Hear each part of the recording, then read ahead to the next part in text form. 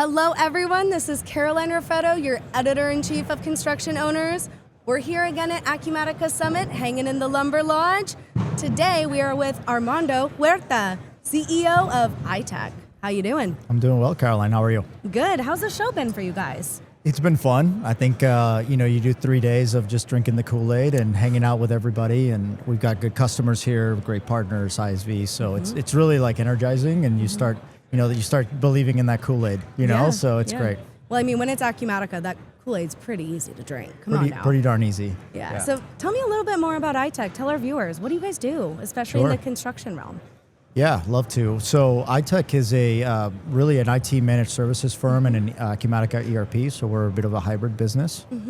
We were founded in 1999, so we've been around for quite a few years. Our Acumatica practice is 10 years old, and we started really as a generalist boutique firm. And about 2 years ago, when I came in seat, it became evident that we had a really nice cohort of clients, mostly referenceable, but really across many industries and a couple of micro verticals, but no construction. Okay. So as I started looking at where we could go to take our growth to the next level, I obviously identified construction because it's the largest and the fastest growing Acumatica vertical. So we're very much in the infancies of that. I'm happy to say that we've gotten really honed in on the general contractor space. So folks like HVAC installers, and happy to say that we also have our first logo with lumber. So let's go. We're a 25-year-old startup, is like what I like to say. I love that. I think honestly, if you think about it, any company could be a startup. That's right. Even if you are the most, you're Amazon out there, in some aspects you are still a startup. Right. So what was I want to talk about your leadership a little bit, because that's all I've heard from your team members. I've been spending a lot of time with your team this week, and all they have to say are positive things. So you what? Sure?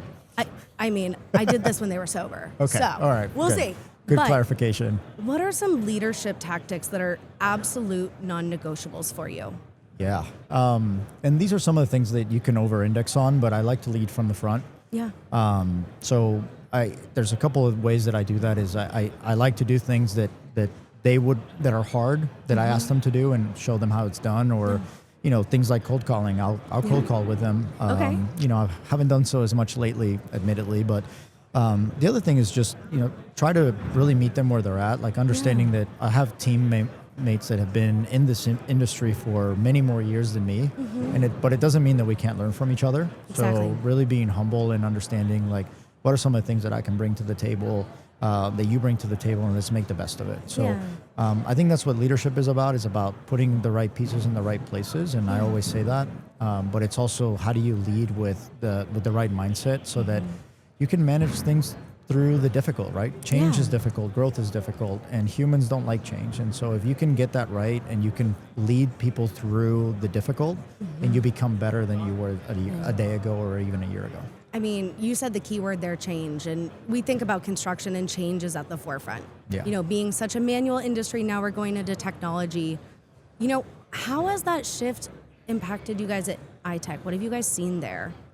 Yeah, I mean, look, everybody wants technology, or the buzzword of AI, and they say, when do you want it? Yesterday, and what do you want? I don't know, right? Exactly. And it's kind of like, it's become I think a meme I've seen on LinkedIn at least pop up a couple times, and ERP is right at the center of that, right?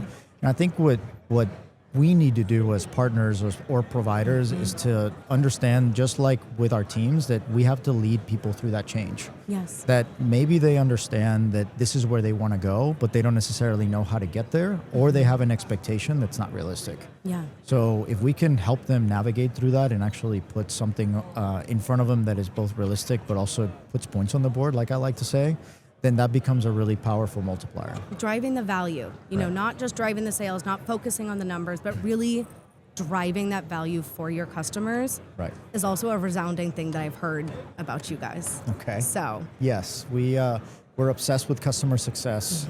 We have a motto that if a customer is successful, then we're successful, and as long as that's working, it'll all continue to make us really what we want to be, which is a long-term partner. And so, businesses evolve, and people change in those businesses. There we see a lot of, probably you see it too in construction, where there's a generational shift of folks that are retiring, and now they're either bringing on younger CEO or even their children into the business, and their children are going, you're still using fax machines? Yeah.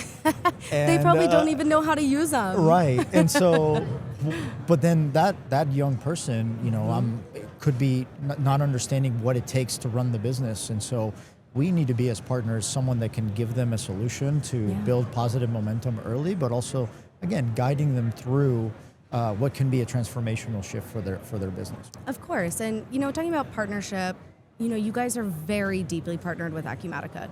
But what does that partnership look like? Can you explain that to me? Yeah. So we're probably a very unique VAR in the sense that I believe I asked a question yesterday, is how many VARs are there? I think there's 140 in the US and another 100 worldwide. We're one of 14 that are only Acumatica. Oh, so wow. most of the other VARs either started as hey, we're a legacy Sage practice, or we're NetSuite and Acumatica. It's always an and. Yeah. And so with that it's a very interesting interdependency that, a large chunk of my business lives and dies by the ecosystem so what we try to do is we try to be good stewards of the ecosystem. So we try to participate in as many things as they graciously asked us to do, but also understand that we have to be good stewards in being a good representation of what good looks like. Of course. So that goes all back to customer success, right? If I have positive experiences with Acumatica and I can continue to foster that brand recognition, that naming, and that transformation catalyst, which is what ERP is, then we're being good stewards of the business. Exactly, and that benefits you, benefits the customer, benefits Acumatica. Right. So it's just a never-ending circle there. Exactly. But give me a little glimpse into 2026. What's on the horizon for you guys? What are you exploring? Anything big coming up? Yeah, good question. Anything you can share, at least. I know there's probably some inner workings going on there. Of course. There's trade secrets and all that. No, but we'll talk about that later. We're coming off from a practice perspective, a year that we're really proud of what we put together in 2025. We've made President's Club with you guys. Yes, Congratulations. yes. Thank you. You as well. For the first time. And really it's about how do we continue to double down on the great things that we did. I think there's definitely still some fundamental things that in our business that we need to be better at. Of course. So ensuring that we don't get lost in winning is hard, but winning twice is even harder. Staying there. Harder. And so how do you continue to keep my team motivated to continue to do the next thing? Yeah. And then from our perspective, I think what we really want to do is I want to grow the best Acumatica practice, not just by the one that sells the most or the one that delivers the best, but the one that does everything the best. So we're the most well-rounded Acumatica practice that can possibly be, because that means we're successful, we're sustainable, and we're also stable for our clients. Awesome. So it's not really this big, massive end goal or bullseye that I'm looking for. I'm looking for how can I just continue to grow in a responsible way. I love that. That's so refreshing to hear.